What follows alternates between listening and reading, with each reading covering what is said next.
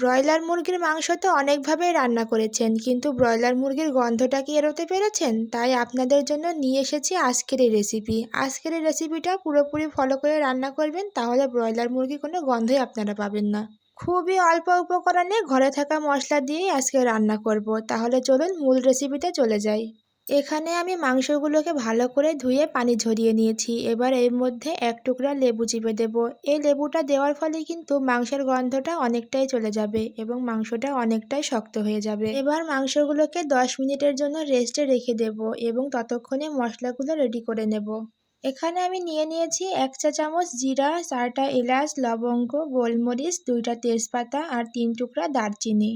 এবার কড়াইটা গরম করে বেশ অনেকটা পরিমাণে সয়াবিন তেল দিয়ে দেব।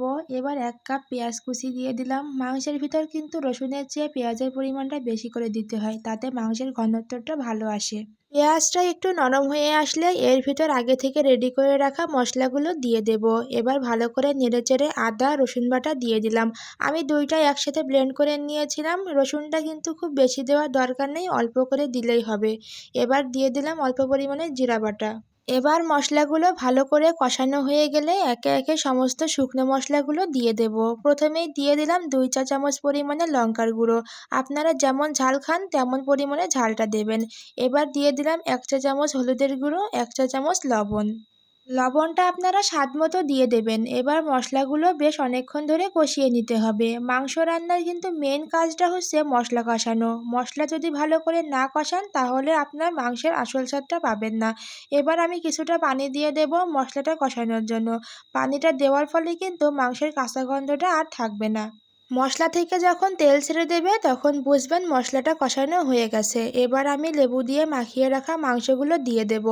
লেবুর রস দেওয়ার কারণে কিন্তু মাংসগুলো অনেকটা শক্ত হয়ে গিয়েছে, আর এই মাংসটা কিন্তু রান্না করার পরও ঝুরি ঝুরি হয়ে যাবে না।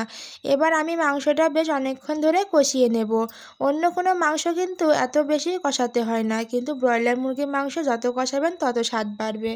মাংসটা আমি প্রায় 10 মিনিট ধরে কষিয়ে নিয়েছি। এইভাবে অনেকক্ষণ ধরে কষানোর পরে মাংসটা আমি ঢাকনা দিয়ে ঢেকে দেব। ঢাকনা দিয়ে ঢেকে রাখার কারণে কিন্তু মাংসের ভিতরে যে পানিগুলো ছিল সেগুলো বের হয়ে আসবে।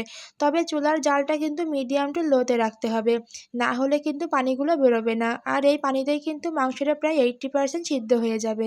এখন চাইলে কিন্তু এই মাংসটাও খাওয়া যাবে। এই মাংসটা কিন্তু খিচুড়ির সাথে বেশি মজা লাগে। তবে আমি যেহেতু সাদা ভাত দিয়ে খাবো তাই মাংসটা আরেকটু সিদ্ধ করে নেব। মাংসটা আমি আরেকটু ভালো করে কষিয়ে তারপর এর ভিতর পরিমাণ মতো ঝোল দিয়ে দেব। তবে মাংসটা কিন্তু ঝোল হবে না, মাংসটা হবে ভুনা। আর ব্রয়লার মুরগিতে কিন্তু ঝোল রাখলে একদমই খাওয়া যায় না। এই তো আমার মাংসটা প্রায় হয়ে গিয়েছে, আমি আরেকটু ঝোল শুকিয়ে নেব। এবার মাংসের উপর দিয়ে জিরা গরম মশলার গুঁড়ো ছিটিয়ে দেব।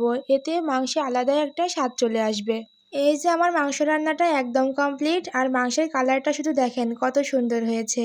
এই মাংসটা কিন্তু রুটি অথবা খিচুড়ি সব কিছুর সাথেই একদম পারফেক্ট।